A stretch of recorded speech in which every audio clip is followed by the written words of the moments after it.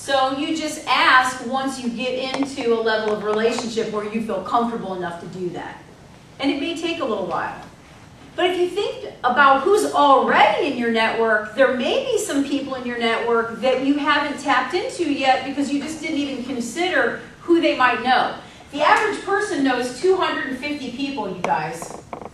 That's a lot of people.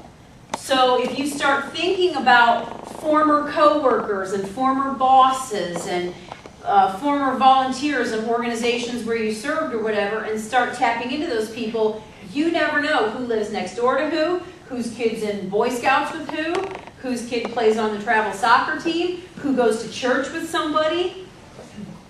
So if you think about who do I need to know and how do I target that, the key is that in this wild and crazy world, the two excuses we use for everything we don't want to do are I don't have enough time and I don't have enough money. Okay, that's it. There ain't nothing else. And whatever else you're hiding behind still comes back to time and money. So if you are making those decisions about where to network, you have to strategically invest your time because you only have so much of it. I would say to you, though, when you are developing your marketing plan for your job search, if 90% of jobs are found through networking and you're working on how do I spend my time Monday, Tuesday, Wednesday, you better spend 90% of it networking. Whether that's active or passive is up to you, but proportionately speaking, you probably are going to want to spend at least 75% of your time networking. Whether that means just picking up the phone and calling some people you used to work with, picking up the phone and calling some people that you go to church with, picking up the phone and inviting an old friend out for coffee. You never know. Unfortunately, I went through a little marital transition a few years ago. I divorced my husband, quit my job, changed my name, and left the state. So don't try this at home. And no, I'm not in this protection program. But the fact of the matter is I came to Charlotte and started a business here, and I knew no one except for the store manager and the laundry manager at Nordstrom. And about a month after I got here, the laundry manager called me and said, hey, I got a job in Texas. I'm moving. I'm like, great. One of the only two people I knew in Charlotte's leaving. So I systematically had to go out and figure out, where am I going to network? Who am I going to meet? What does that look like?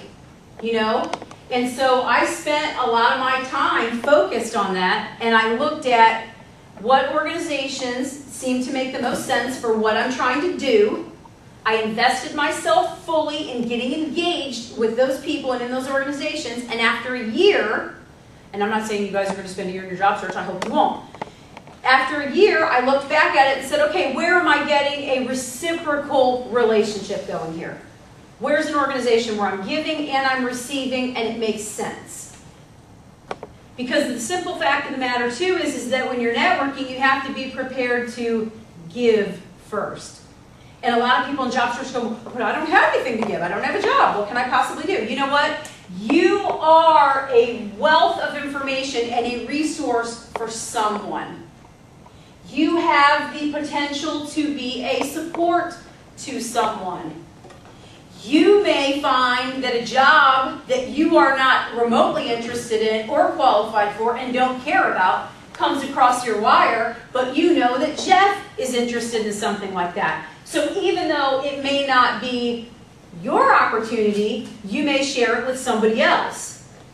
And that's part of what we do at the Charlotte Professionals Group is everybody who is part of that group, the jobs go out over the wire all the time. If something comes across somebody's wire and they say, oh, this looks like something that this person's qualified for, they send it out to the whole group. But you have something to give.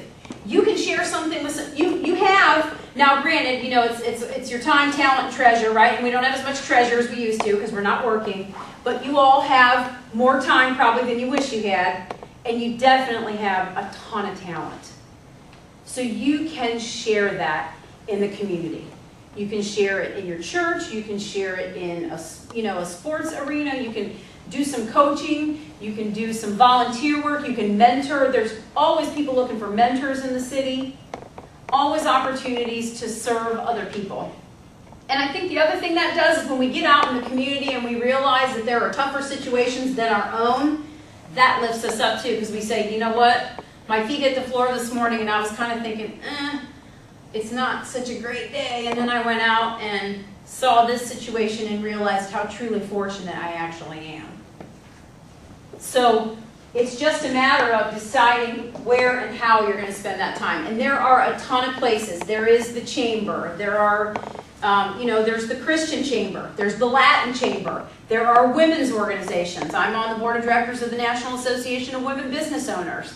And men can come to our meetings. In fact, men can be members of NAWBO, which is sort of cool. And actually, Dr. Ivan Meisner, who's the founder of BNI, which is a networking organization, said, I joined NAWBO because I knew that I would stand out at the meetings. As a man in a women's organization, you become pretty memorable. So he had a strategic plan in place, though, and he wanted to be able to interact with professional businesswomen in his community. So he made a decision to go and make some new friends. So you've got to decide, where am I going to go? Now, if you hate to go alone, and most of us do, I mean, I enjoy meeting people, but I still feel like when I walk in the room, even though everyone's so absorbed in themselves, okay, they could care less about me, I still feel like they're all looking at me. They know I'm here. You know, I gotta go hide in the corner. But if you take a friend with you, and the goal, of course, is not to hang out with that person because you already know them, but challenge each other to step up and interact. And sometimes I think it's hard for us. We go in and we see a group of people chatting and we don't really want to break in. So to Jeff's point, maybe you ask somebody at the reception table, this is my first time at this event. Could you suggest some people that I might need to meet? I'm currently in a job search and I'm specifically targeting the IT industry.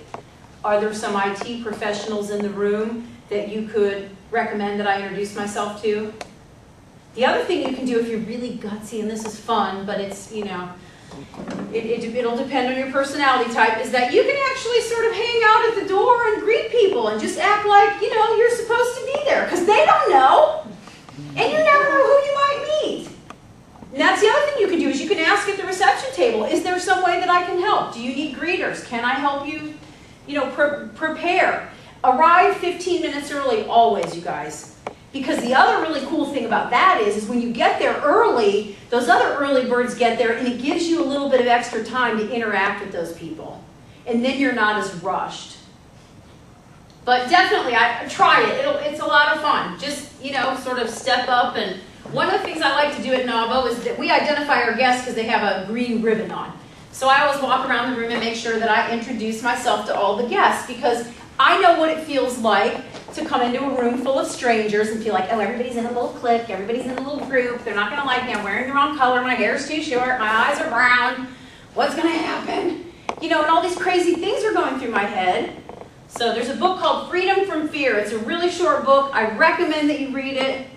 One of the things he says in chapter 1 is we would stop worrying about what other people thought about us if we realized how little they're actually thinking about us.